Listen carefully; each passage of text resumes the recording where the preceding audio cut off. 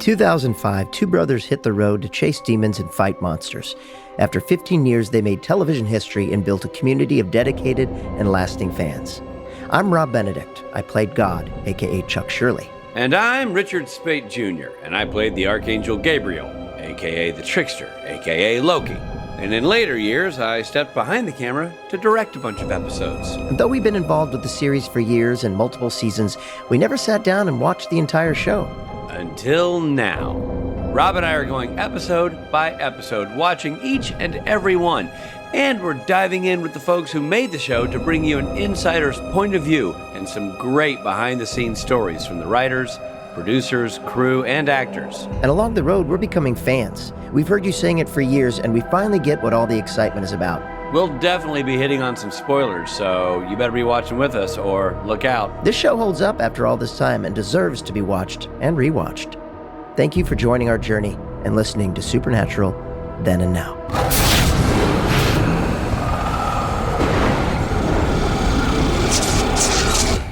Hi, everybody. It's Rob Benedict. My name is Richard Speight Jr. Yes, it is. And we're talking about Season 4, Episode 8, Wishful Thinking. Wishful thinking. You know what I wish?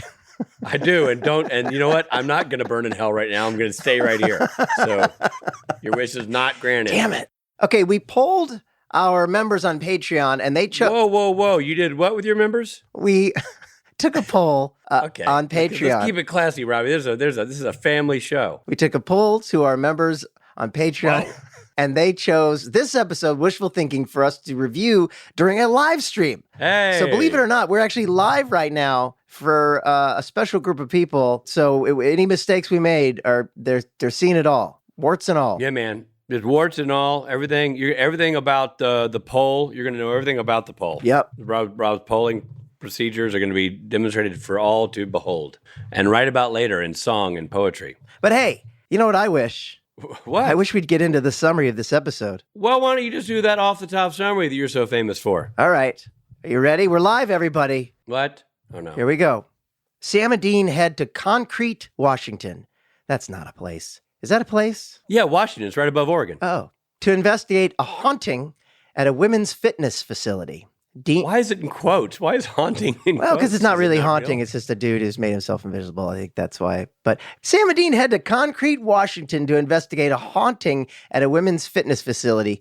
Dean is excited about the prospect of this investigation. At a Chinese food restaurant, Sam interviews the victim of the shower haunting. It seems that the ghost knew her name, even helped her up after a fall and asked her not to tell his mom. Well, that's a weird one right there. Yeah. They find no evidence of ghosts while inspecting the site of the incident. However, they come across a man who claims to have been attacked by Bigfoot. The brothers follow the large tracks and come across a liquor store that has been robbed of booze and porn. It hasn't been robbed of actual liquor. It's liqueur. It's liqueur. It's liqueur. Aperitifs and dessert wines have been stolen. They discreetly follow a little girl who has some of the contraband. They greet her at her home and discover her giant teddy bear is alive and in the middle of an existential crisis. Yeah. The little girl tells them that she wished her teddy bear was real at the wishing well in the Chinese food restaurant. So the boys head there and discover an ancient coin that seems to be magically stuck to the bottom of the wishing well. After some research, they discover that the coin is cursed. Of course it is. It is Babylonian and is a talisman to Tiamat, a dragon deity of chaos. While the coin... Say that whole sentence 5 times fast. Jesus. Good Lord. A Babylonian talisman of Tiamat, the dragon deity of chaos. While the coin does grant wishes, the wishes eventually go bad, causing chaos. To stop it, they must find the first wisher, who can remove the coin from the well and reverse all the wishes. During all of this, Dean is struggling with his memories of hell, and Sam is trying to get him to talk about it. The brothers suspect a local man, Wes Mondale, might be the first wisher. He's a humdrum guy who has recently been engaged to a beautiful woman, Hope Lynn Casey. Yeah, I hope it's Lynn Casey, too. She's a knockout. Yeah, who is way out of his league. Sam and Dean confront him, and Wes admits that his grandfather found the coin in North Africa during World War II, and Wes was told to never use it. He doesn't want to cancel his wish, even though he knows that Hope doesn't seem to be happy. Well, it's not even that she doesn't seem to be happy. She's just, she's gone cuckoo with her codependency. Well, I hope hope can find happiness. I hope so too. I'm hopeful in my hope for hope. I hope for hope too. The boys split up and Dean get beat up by a boy who wished for strength to take on some bullies. And at the restaurant, Sam gets struck by lightning because Hope has wished that nobody takes her away from her love for Wes. Right. With some threats and seeing the trouble it's causing, Wes decides to remove the coin and reverse the wishes. Later, Sam confirms to Dean that the coin has been destroyed. Dean confesses to Sam that he remembers hell, but he refuses to share anything more with Sam. Yeah. Well, a good summary. Nicely done. Thank you. Not as many screw-ups as I like, but whatever. Well. Now, let's dive into our Rob and Rich review. Well, Robbie, I'll start. I like this episode. I think it's not quite on the level, so the ones like where Dean is afraid of everything, that one. Yellow Fever. And then the one, where Dean keeps reliving the same day over and over again. Green Fever. It's not quite up for those ones, but it's fun to sort of see all the different wishes and see them go bad. I especially liked the one where he wishes for the sub sandwich and then it makes him really sick. Oh, right. Yeah. Yeah. So to sort of see all those things and the little boy who was bullied and then becoming extra powerful was great. And I mean, personally, I'm a huge fan of Ted Raimi, so it's really fun. You're like, Ted Raimi! So that was really fun to see Ted Raimi in this. Oh, yeah, man. And he's a awesome. Yeah, he's great. And it's fun. I agree. One of the things I liked about it, I think Supernatural does fun well. Like they do these sort of jaunts through messing with their own format really, really well, their own genre. The giant teddy bear, man. I mean, it's just unbelievable. That was amazing. That was amazing. The whole idea about it, the bear trying to take his own life. I mean, the whole bit was just... That was really, really funny. Unbelievable. Yeah, that was really good. And the little girl who was so fun. Like, I think they're in Bali. Yeah, totally. And then at the end, when you see them and they're all sunburned. Yeah. Like that maybe was what went wrong there. And the bear, the voice of the bear. I mean, I don't know the show has done anything like that yet. Like that's, right. That was pretty amazing. That was great. I mean, the bear bit was just so funny. It was super clever. It kind of took the whole concept of if you could wish for something, what would you wish for? Aside from Dean's sub sandwich, just to test it. It's all kind of on track with what you would wish for. Your homely guy wishes for a beautiful girl. Yep. Little kid wishes for the toy to come to life. Kid is being bullied, wishes to have vengeance. And so it kind of played on those tropes that we all kind of think about, but did so really, really well. Yeah. And with a bit of humor, the way Dean coaches the little kid, and the way that Dean handled being beat up by that little kid and thrown around, that was all just awesome. Yeah. I have to admit something. I watched this on the plane ride back from Rome. Oh, wow. Name drop. Let me get you a broom, Robbie, for that country name drop. Big city, fancy pants name drop right here. Let me just sweep that up for you.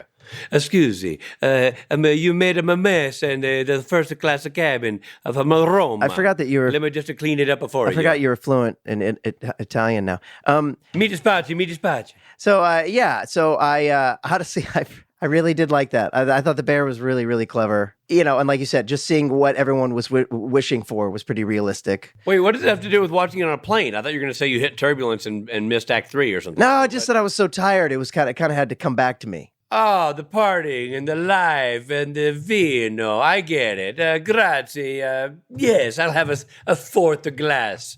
Oh, my God. I'm not like you. Negroni? Si, grazie. I'm not like you. I don't watch the episode right before we do the podcast. You mean, so it's fresh in my brain and I'm not sitting there going, I remember I had the Chateaubriand and I watched Act 1.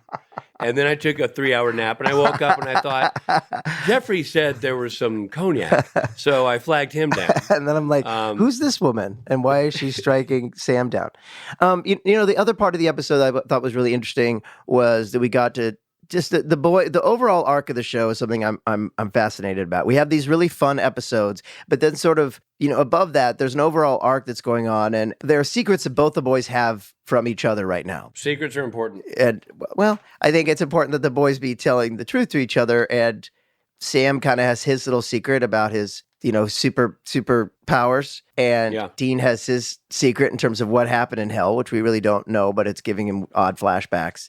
And it's just, I think that's interesting every time that comes up. Yeah, it is. I mean, they kind of keep that dotted through very well. Yeah. It's well balanced throughout the episode because really this episode is so great. You want to stay focused on that, but obviously not wanting to lose the big overall arc of what's going on in the season. And that's what I think is good about this show is there's constantly a tension between the two brothers. Right. They love each other. They would die for each other. They're so bonded, and yet they've got these secrets from each other that for whatever reason they can't totally even explain, Right. And right now it's what happened to Dean in hell, which feels pretty heavy. And then on Sam's end that he's got the demon blood in him and he can, It's very similar to how when you and I travel, when you're sitting in first class, you think a lot what happened to Rich and Coach. So it's like you're like Sam in this scenario, up in the first class, going, my tablecloth has a slight stain. I don't know why you're Italian now. Meanwhile, I'm back in Coach, asking the chickens if they can move so I can get out to use the bathroom. And the chickens say no. So right. I think chickens is an unfair way to describe people that are flying a coach, but you haven't been back there. You don't know. It's cages of animals. I didn't realize that. I didn't realize yeah, that. man. I'm basically down in luggage handling. Oh, wow. I didn't realize that. Yeah. Well, if you didn't travel with such a posse, perhaps you could afford the nice ticket. My gang can't get themselves to Rome. You know what I mean? Like, I roll deep. You got Rocky. You got Little Mike. JJ. Hey, Red. Anyway, so it's a good episode. It's a really good episode. And hey, Very I'm good always episode. a sucker for wishes. You know what I mean? Yeah. Aladdin, that kind of thing. We have to do a facial hair review here. We got to get into it. So you don't have to tell me that. You ready? Yeah. I'm going early Stapleton. Like slightly cleaner than the full Stapleton, but still a rock solid, one of the greats. Do you have a picture of what that looks like? No, in my head. I'll look it up while you're doing yours. But you know what, Robbie? To me, the bear bit alone makes it a classic. Like it's so well done. Yeah, I agree. The bear bit, which honestly, I guess what I was trying to say earlier is I almost felt like that was like a fever dream on the plane when I'm jet lagged and on the plane, and I completely forgot how genius that was. Right. Just for the bear bit alone. I'm going to go with, obviously I'm going Stapleton. I'm just going Stapleton Light. Stapleton Light. Okay. I'm going to give it a Jafar. So we didn't get a full home run review from both of us. We basically got a Stapleton for me and a Jafar, which is a very good review. It's good. Look, it's like Prince. It's groomed. He's taking the edges down just so. Mm-hmm. And there's an Aladdin tie-in, a genie with the wishes. You're not wrong. Come on, wishing. You're not wrong. I mean, you learned something up there in first class. First of all, just so everyone knows, I wasn't flying first class. This kid, Richard's a liar. He lies. You also learned that Shiraz can go with chicken. No. Don't believe all of the wine reviews you've read. No. Okay, and you do an early Stapleton. I'm going Stapleton Light, which is basically Stapleton in a man bun. I mean, I'm basically giving it a Stapleton. I'm just not going full Stapleton. Right. I'm going Stapleton when he's had a slight beard trim. And everybody, if you're listening to the show and you're not on our Patreon, so all you have is audio, look up Jafar. Look at that beard, and you tell me that's not a cool ass beard. And it's Jafar. When I ask you what character, you're going to tell me. So, what animated character did you use as your reference this week, Rob? Jafar. No, I'm right here. Just lean over and tell me. You've taken it to Jafar this time. One of the key reasons why this episode is so entertaining is because of our next guest. That's right. We have with us a living legend and horror icon. That's right. Mr. Ted Raimi is in the house. That dude has done everything. He's been in so many movies, so many TV shows, starring in Sequest 2032, starring in Xena, Warrior Princess, and starring in the Evil Dead franchise. He's had numerous TV guest starring roles on everything from Alf to Baywatch to CSI, back to Alf, just because I like saying Alf. And he stars in the upcoming feature film Failure. Ladies and gentlemen, I give you Ted Raimi.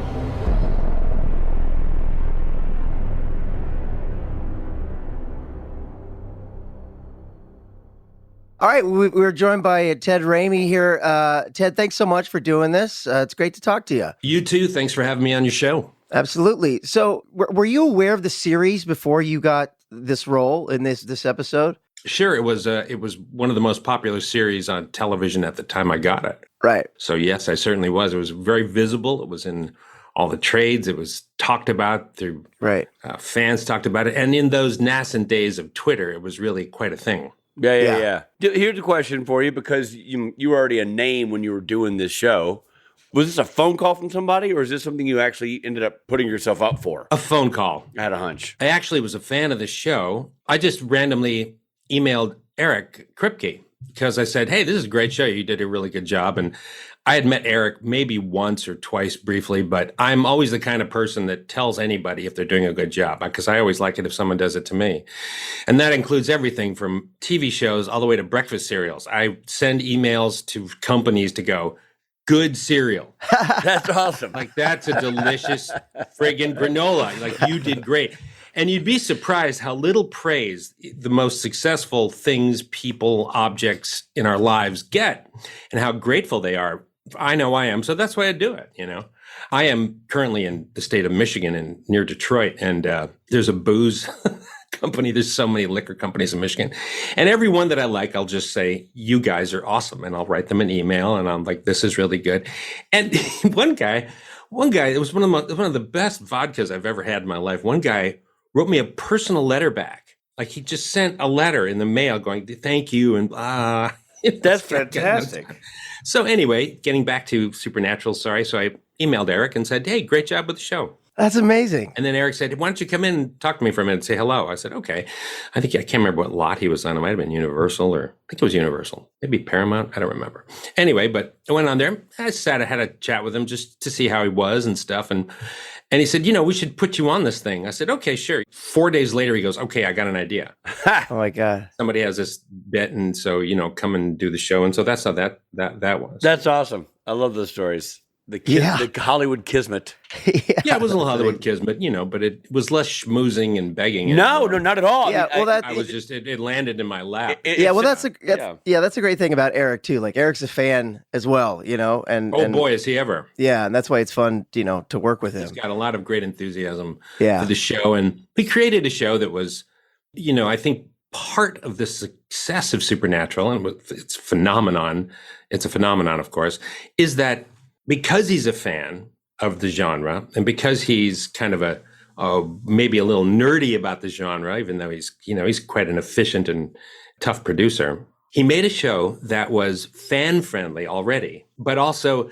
it's very family friendly. It's very strange. It promotes itself as this horror show with these two young, good looking guys in this cool old car traveling around the country. It's a very American idea, a very road trip idea, but unlike any other horror film, there's really no gore in it. There's no evisceration. There's very little. There's a little bit of blood here and there, but primarily you, say you're a father, you can sit your family down in front of that show and you can get an enjoyment out of it, and your kids won't be warped too bad. I think that's a lot of it. Yeah. That's really a great deal of, it's really a brilliant idea, and everyone's tried to figure that out. So really Supernatural, I feel, is more akin to, say, the vibe of X-Files rather than, say, Evil Dead, from which it is originally, I suppose, sourced in a sense. Right. Well, I think that strong through line of what you already mentioned, the sort of the father-brother triangle, the two boys and their relationship, and then their pursuit of their own father and their own history is sort of the driving force and overrides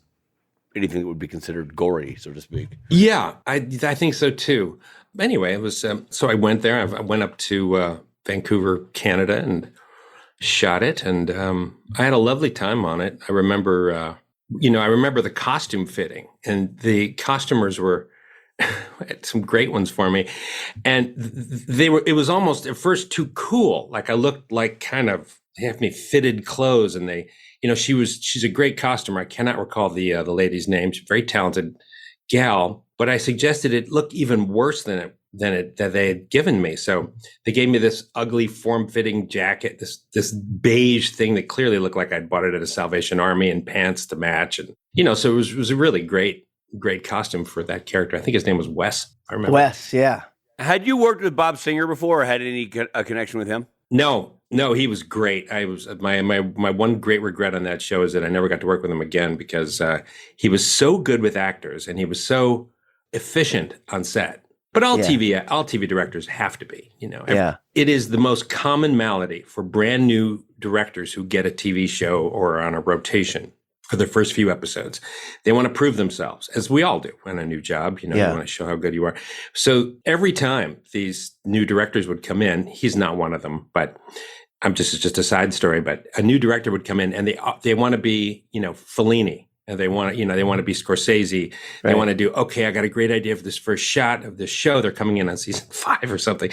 And they're like, okay, now we're going to follow you. It's not going to cut for 6 minutes. And we're going to set it up. It's going to take 3 days of rehearsal. And producers are like, are you on crack? We have a production schedule. So they learn very quickly, new directors, that they're going to have to simply, they're really cranking them out. But if you can crank an episode out, like Singer did, and make it really entertaining, why then you're a valuable TV director. Yeah. So you can't be Scorsese. There's no way to be Scorsese. There's no way to be, Eastwood. You simply just, you're cranking stuff out. That's what you're doing. But if you can do it with a little style, then you win. Yeah, that's the thing about Bob. You're in good hands with Bob. He knows exactly what he's doing. It sure seemed like it. Yeah, he's done it a couple of times. Yeah. I always feel like Bobby has such a good handle. You mentioned Bob Singer being good with actors. To echo that, I always feel like he knows exactly what he thinks it should be it the lead or the guest star. He understands the character and the role. Seemed like it. Really and, typically directors come in 2 flavors. I suppose you could categorize them in this manner. First is they will find as many minutia flaws as they can and correct them. That's not a bad way to go.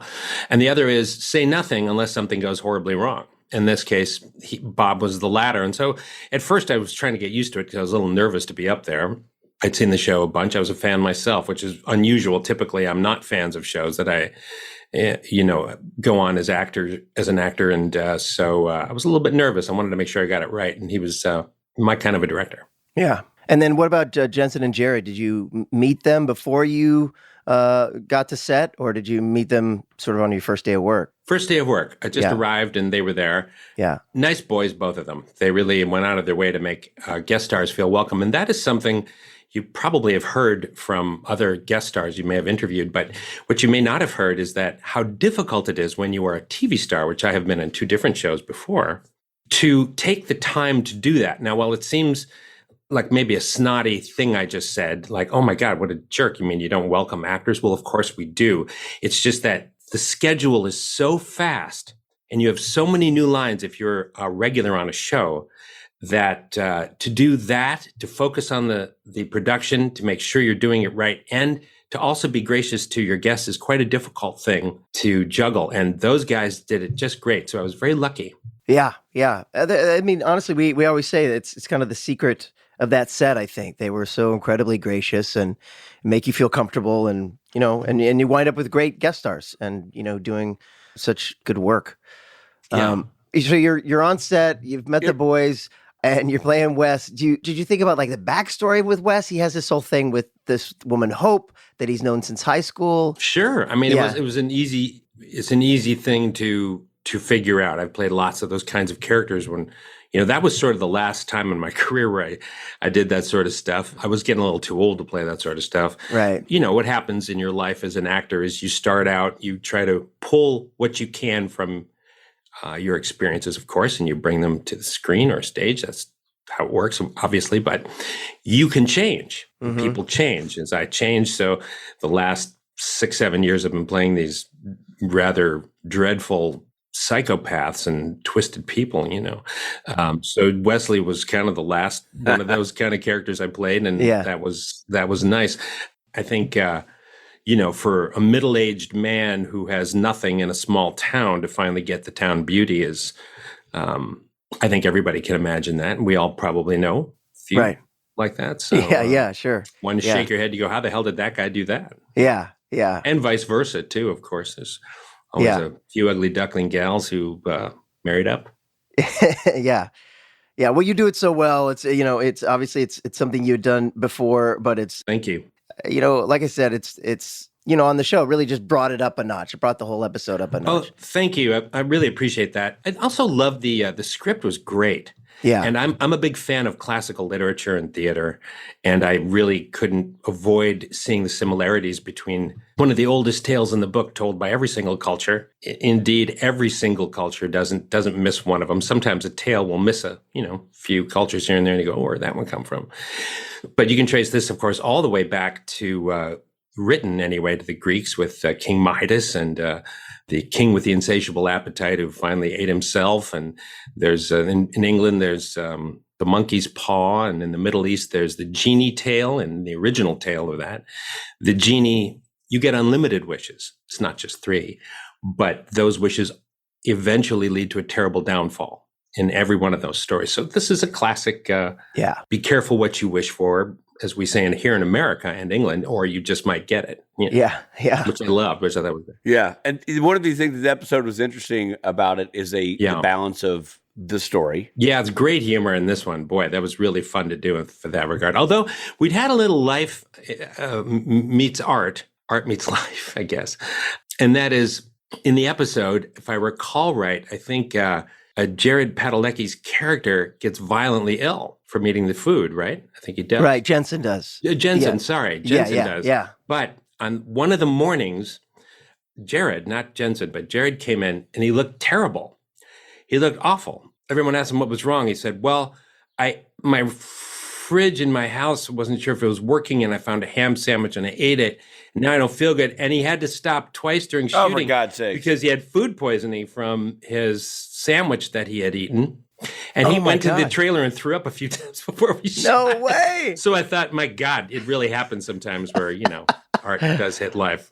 Wow. It was the irony was quite apparent and unmistakable. Wow. Yeah, that's hilarious. It also speaks to, how do you say you're a young bachelor without saying I'm a young bachelor? You just eat the stuff out of the broken fridge. Just hold that thought. We're coming right back.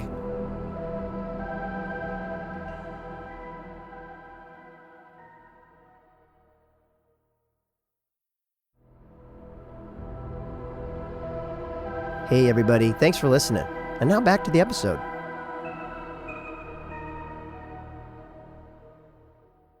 So this leads me to ask, since you're talking about Jared and Jensen and that unfortunate event, how was the camaraderie with those guys? You spent a lot of time with them. How did you guys get on? Just great. They were quite secure in the success of their show, and as often happens to actors who've experienced that, an actor can go one of 2 ways. They can become sadly very dismissive and petty, or they can look about and realize that their wonderful success has brought them this, that, and the other thing, and be warm and generous and thankful. And those 2 were the latter and not the former. So it was wonderful. Of course, I didn't know them very well. I was just a guest star on the show. But the first thing we shot, I remember, was the car scene.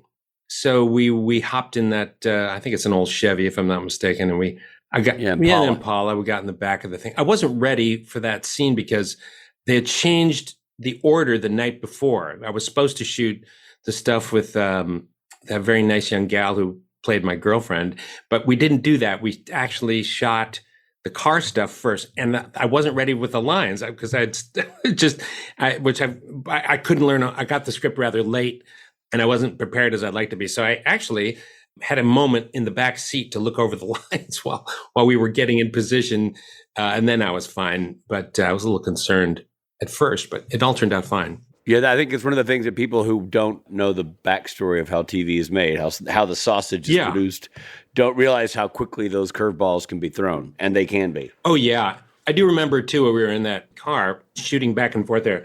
There are 2 things that I recall well. The first is we were shooting in a very, very rural area of southern Canada, of British Columbia, and some farmer comes barreling out of his house while we were shooting. He didn't understand what was happening. He just saw a car with some rig on it. He thought it was maybe a tractor. I don't know what he thought. And he came up to our car and he pounded on the hood and he said, "God damn it." He said, "God damn it. This whole caravan you've got here is scaring all the sheep. Get this goddamn car out of here." And so Jared said, I'm so sorry, but we may have to even go around again. He said, oh, well, you do. I'm calling the cops on you. So went around. And That's hilarious. And at that point, I think an AD had explained to him what was happening, probably shoved a Canadian 20 in his a pocket. loony or a toonie. Went on his way, as often happens. Yeah, that's a little low. This is really more of a 20, but yeah. For those Americans who don't know what those mean, a loony is a $2 coin, and excuse me, a loony is a $1 coin. Yes, toonie indeed. is a $2 coin. That's funny though. Yeah. Wow. Well, you mentioned Anita Brown, who was the actress who played. Oh yeah, Hope. And how was she to work with? This is not somebody we haven't met her, so we're not familiar with her. How was your experience with her? Oh, she's energetic. She was an energy ball. That girl had so much energy. I was envious of her. Of course, she was 10 years younger than me. I was in my 30s. I think she was in her 20s at that point. But she's an energetic gal. I'm just bouncing off the walls and 1,000 ideas. Just absolutely charming. I was a little concerned, though, as actors are at times, if you have a kissing scene with a girl, and she has a boyfriend, and that boyfriend happened to be, I think he was a grip or a gaffer on the show. Oh my God! No, yeah, but that's okay. I mean, it's not. She didn't bring him or something to watch over or something. He just worked there. But I made it a point to say hello and stuff because people can be funny about such things. It's always another plate you have to juggle, but it was fine, and she was just absolutely charming. And wow, that's a great setup for a sketch. Like you're trying to do a kissing scene, and he's right in the middle, like unrolling the rope right in front of you. You'd be surprised how much that happens. You'd be surprised. Oh, but because here's how it typically goes. Doesn't matter if you're a man or a woman. You're home with your significant other, maybe your wife or a longtime girlfriend or a short-term girlfriend or boyfriend, and you realize because you never usually tell your spouse too much what you're shooting. Why would you? It's one day as much like another. But you realize if that person sees you kissing somebody, they probably will understand. But if they are a jealous type or confused about how the business works, they may not understand. And so you say to those people, listen, the typical thing to say is, because it's also exciting, why don't you come to set? This seems to assuage their fears. It'd be like if someone suspected you of a indiscretion in a relationship, and you said, "Why don't you come with me to dinner?" Then you wouldn't be worried one bit. But in this case, it happens on occasion where a guy or girl will bring their significant other to the kissing scene or bed scene because they're so scared or they've given that person a difficult time. So it's awful. It's an awful thing for the other actor. It's not awful for that person who has the spouse there. But for you, the guy or girl trying to do a makeout scene or a bed scene or something even more graphic in nature, it's really difficult when that significant other is staring at you and you're trying to pretend like you're in love with that person. It's absolutely miserable. In this case, though, he was absolutely a sweet guy, and so it was just. Oh, fine. that's good. It was just fine. I do remember one thing too. Sorry, please. That's what it's about. Love hearing these stories. When we shot the town. I can't remember where it was. It was way up in. Took about an hour to get there from Vancouver. The little town, all the exterior stuff we shot, and including the Chinese restaurant and stuff.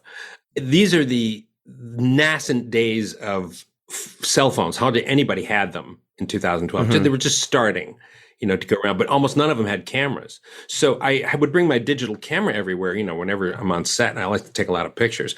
And I had forgotten it back home in Los Angeles. So there was a little drugstore, a little independent drugstore. And I walked in there, and the only thing they had was those disposable traditional cameras, the Kodak makes, the ones that you have to wind. Yeah, that's like an old-fashioned camera, but it's disposable. So you do that, you take it into Kodak, get the things processed. It's basically like it's 1890 again. It's the same idea. Well, I also love the fact that half our audience right now is Googling Kodak. Yes, they probably don't even know what that means. I'm sorry for those younger viewers. It's an old camera company that actually not only made film stock most famously, but they were also the first to invent the charged coupling device, which is used in every single digital camera you'll ever use in your life. They are the inventors of that, but were never able to successfully use it themselves, which is absolutely sad and bizarre. But I know. That aside, I bought a actual film disposable camera, and I kept it in my pocket that Wes had. And in between takes, I would take a bunch of pictures. And just before we shot, the DP, I cannot remember his name. Serge. Said, hey, that was great, but this time bring that camera up because I didn't see it in the last take and it looks really good. I mean, it just suits you so well. I said, what? I said, that camera. I said, no, that's not a prop. I had to buy that. I think even the director thought that was a prop for Wes because it really looks dorky. It looks like a bad camera, but it's all I had. So that's pretty funny anyway. But that's hilarious. Hey, look, you got credit for like doing a deep dive on Wesley that they didn't. That's right. Yeah, I talked about character study. Yeah, it really was. But I was glad to be a part of that universe. It was a very, very lovely thing to be there, and I felt very, very welcome. Well, you do, obviously, with your library of work, you obviously do a lot of fan conventions. Ton of them, exposure to that. So do you get asked about Supernatural? Does that ever come up? No, almost never. Is that almost right? Never. It's weird. I get asked about 1,000 other shows, but almost never Supernatural. And I don't know why. I don't know. That's a trip because you're such a huge fan. It also, like you, the show has a huge fan. It does, but convention following. But what's interesting about the base of the show I had noticed over the years is, while again going back to what I said earlier, it bills itself as a horror TV show. It doesn't attract a traditional horror audience, which I, in my career, have done most movies and television shows for. So most people, when they come up to me and say, hello, hi, Ted, how you doing, are referencing those and not so much Supernatural. So diehard horror fans are typically not the audience. That's true. Supernatural, I found. But that's just my unofficial opinion based on fans and fan reactions. If you love horror, it's not really a gore fest, and there's really aren't too many scares in it at all. It's more creepy. And there's not as much crossover there. And like you said before, it's a phenomenon. I mean, Supernatural is its own thing and almost in a bubble a little bit as a fandom. It is. But what's, how many seasons? 15 freaking seasons. I don't know if that holds the TV record for a drama. Apparently, it's the longest running genre show in America. Yeah. I mean, still, I don't think anything's yet beat. Maybe it has. Maybe Gunsmoke has been beaten. For those who don't know, Gunsmoke was a Western that began as a radio show in 1952 and ran to 1961. But in 1958 or 59, they started the TV show, which ran concurrently with the radio show. There was the transitory period between those two genres. And that TV show ran from 59 to the 1975 or 76. So the whole show ran from about conservatively 1975 all the way back to 1952. That's a really long run. Yeah. That's a really long run. And I don't know if that's been beaten. It might have been. So that's like 25 years or something like that. I don't, good Lord, unless it's some, Australian soap opera or something that I don't know about. I think that's probably. Hey, guy. Yeah. Holding up pretty well. I really like you. Yeah. That's guy. Yeah, now. It's that doctor. The doctor was here, wasn't he? You're fooling around with that doctor, eh? Yes, you are. And that's why it runs so long. Well, thanks so much, Ted. Thank you so much for doing this. It's great. Thank you for having me on, fellas. I really appreciate it. And be well, be good. And I'm going to go listen to some more of these doggone episodes of yours because I think they're great. Thanks, Ted. Love it. Be well, guys. Thanks, buddy. All right. Take care. Bye-bye. Bye. This is Jared Padalecki stopping in to say hi and let you know that we've got to take a quick break.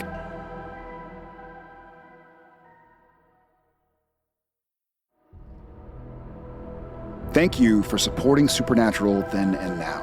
And now, back to the show. Well, that was great.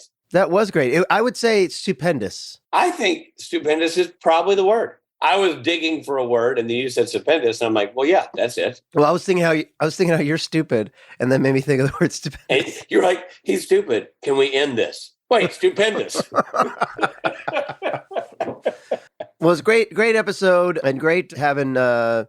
Raimi on. Man, what a legend too, man. Like, what a legend. Just been in everything. Always great, always entertaining, so talented, so good at comedy and drama. It's just awesome. Yeah. When I saw him in the episode, I was like, oh. When I saw him in the episode, I thought to myself, how did they get Ted Raimi? That's what I thought. Yeah, totally. Yeah. Well, fantastic. Can't wait to keep going. And any last parting words, Richard? You take a couple of showgirls who dream of doing a podcast. They find a show like Supernatural. They find Ted Raimi, convince him to be on the podcast, and then one of the hosts has a mustache. I think we've reached the pinnacle of entertainment, and I think this was our moment. Well said. Well said. And now it's time for the segment of the program that we call Mythology. In Mesopotamian mythology, or Mesopotamian mythology, Tiamat was a primordial goddess of the sea and mother to all gods. Stories tie her to the chaos of creation. Oh, Yeah. There you go. Her name stems from the Akkadian word for sea. That's a lot of K's in Akkadian, by the way. And is Mesopotamian? I thought it was Mesopotamian with an N. Is it Mesopotamian with an M? Yes. It's with an M. I believe it to be Mesopotamian as written. Well, then I am, my whole childhood has just been You're wrong. You're making a meso of this whole segment. Wow, mind blown. Her depiction as a dragon didn't come until later myths. We're talking here about Tiamat. Yeah, you know what? You're right. Tiamat. What are we talking about? Tiamat. We're talking about Tiamat. Okay, we're in Tiamat. But what are we specifically addressing here? It's about Tiamat. Okay, I got it. We're taking a break. We're pausing for a second. So, how do we get back on track here? What are we discussing? This person, who is a primordial goddess of the sea and mother to all gods. Right, just say her name and let's move on. Tiamat. That's her name, Tiamat. Her depiction as a dragon didn't come until later myths. In current pop culture, her image as a dragon is reinforced further by the role-playing game Dungeons & Dragons. Interpretation of her as a giant 5-headed dragon. Oh, wow. So I no longer need to imagine what she could look like, so we no longer need the band Imagine Dragons. That's right. Very good. Very well done. They can fold up shop. Yay! The wishing well in this episode is in a Chinese restaurant. However, the mythology of wishing wells comes from German, Celtic, if you're Rob, Celtic, if you're Rich, and Nordic lore. With water believed to be a source of life, these ancient peoples thought that by tossing coins or tides into springs or wells, that the deities there would grant their desires. Wow. How'd you? Yeah. That's crazy. It's funny how everybody does that too, man. It's like people of all cultures see a fountain at the mall, wherever, and you'll see pennies in there. People throw coins into a fountain and make wishes. So are we saying that all comes from this? Seems like it. Says the mythology of wishing wells comes from German, Celtic, or if you're Rob, Celtic, and Nordic lore, water being a source of life. Ancient peoples and now current peoples like to toss their coins or tithes in there, hoping that the deities will grant their wishes. Interesting. As a side note, I just looked it up, and both Celtic and Celtic are acceptable pronunciations of that word. Right. So if you're into Rob and you're a diehard Rob person, he's got you covered. Right. And for the 4 folks who are rich people, I got you. And if you're a Bostonian, then go Celtics. I will say that they do say that the first pronunciation is Celtic. It's Celtic. Oh, I would have thought the other. Okay. It says all dictionaries put the Celtic pronunciation first, but contrary to what you may have been told, the first pronunciation listed in a dictionary isn't necessarily the most correct or most common.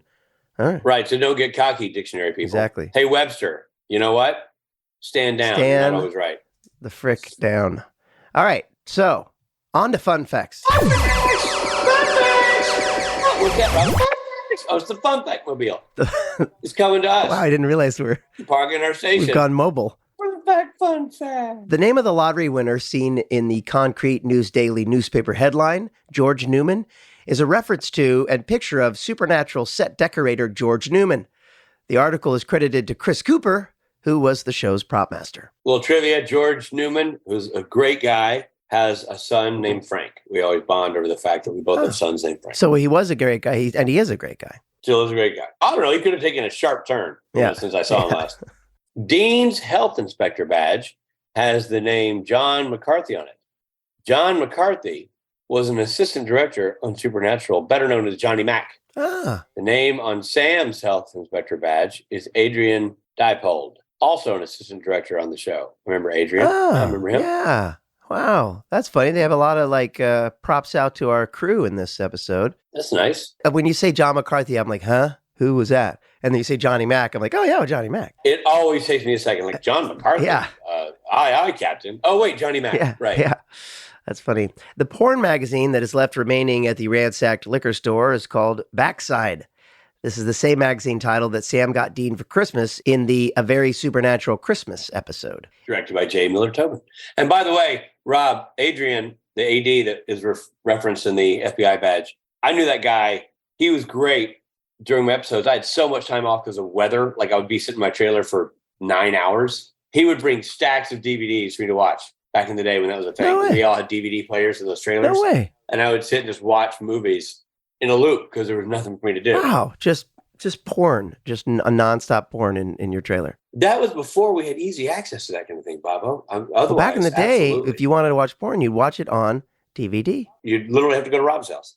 Wherever Rob lived, you'd just go to his place. Speaking of porn, you also see the Busty Asian Beauties magazine in this episode, which is a recurring magazine that Dean likes. And if you go to bustyasianbeauties.com, it sends you to the CW website. Is that right?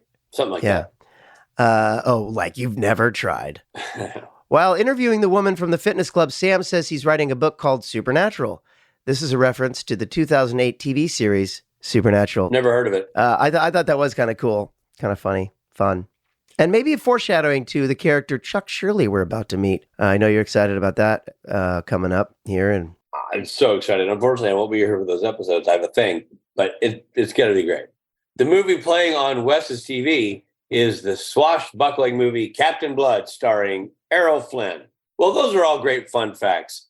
Really interesting and really, really, really ignoring the weirdest, and I'm not sure funnest fact of all, but one that we got to talk about. okay. The kid who plays Todd. Uh-huh. Neil before Todd. Yeah. Whose name is Brian Grantham. Mm-hmm.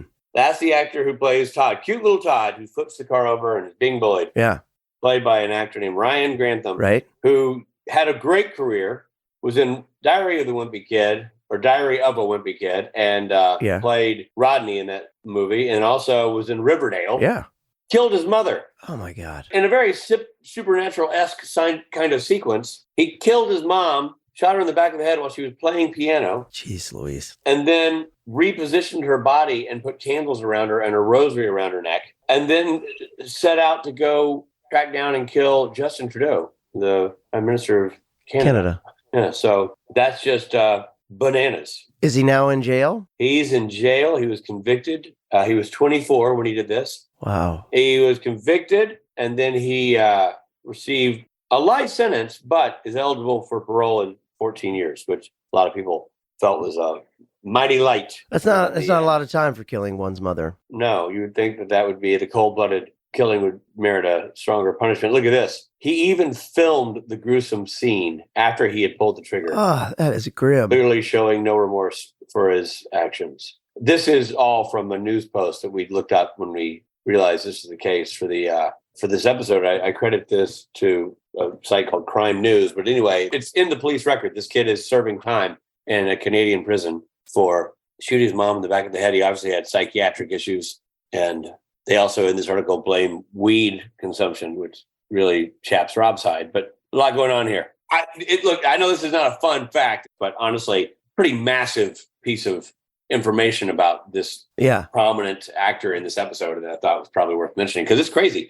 Yeah, it's a weird one. I would call this maybe a subcategory of fun facts called Not As Fun Facts. A gruesome fact from the crime docket. Yeah. Also, props out to that website you're looking at. That sounds like right up there with CNN. And I got this information on Crime Solvers. Yeah, I know. Crazy fact. Yeah, crazy.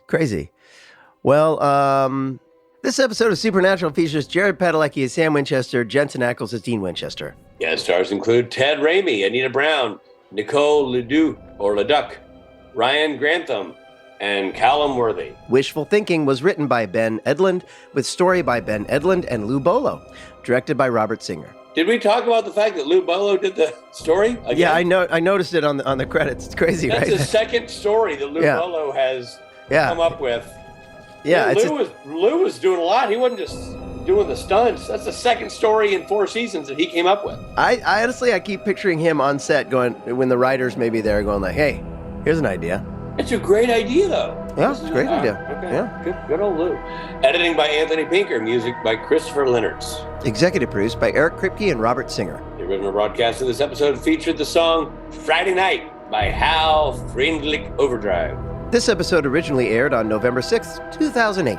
This episode of Supernatural Then and Now is hosted and executive produced by Richard Speight Jr. and Rob Benedict. Produced by Stephen Hine, written by Stephen Hine and Haida Holscher. And edited and associate produced by Trey Booty. What's up, Booty? Music provided by Tim Wynn. The episode was recorded with the help of Sonic Fuel Studios. This podcast is from Story Mill Media. Follow the podcast on Instagram and Twitter at SPN Then and Now. Become a member of the podcast at www.patreon.com/SPN Then and Now.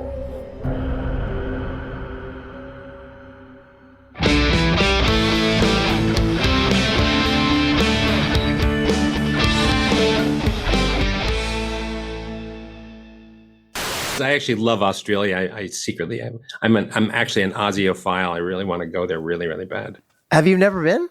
No, I was wow. in New Zealand for 6 years of my life doing another TV show called Xena Warrior Princess. And during that time, I foolishly, and I underscore, italicize, and stress the word foolishly, never went to Oz. And I'm so sorry. Wow. But maybe soon I'll be invited to a fan convention there, and I'd really like to go because, man, I'm a huge fan of that place. Anyway, I'm sorry to get off track. Of cons. Please. No. Lots awesome. of cons happening there. I'm looking up what I'm gonna give it. I know a lot of people think, oh, Rob and Rich do a lot of work before the podcast. Let this be proof that we don't. Okay. By this time, my Stapleton Light has grown his beard into a full Stapleton. Well, hey, Rich, let's get into this wishful thinking episode. Yeah, you wish. I knew you were gonna say that. Like, let's get started. I thought, yeah, right. God damn it, Steve. Well, that's all the time we have for today. We're recording now. The brothers suspect a local man, Wes Mondale. I voted for Wes Mondale. Yeah, but he lost 49 out of 50 states. Okay. Yeah, Rob is Googling beards. I just saw somebody ask, is Rob Googling beards? Yes, Yeah. Rob is Googling Yeah, beards. Googling beards. I don't just have these things on my brain, but we cut this part out. See, we cut this part out, and then you go, I'm going to give it. Hold on. You know what Jafar could also be? Okay. It could also be in the schoolroom lockers. It could be Jamie Farr's locker, like J.Farr. Jafar.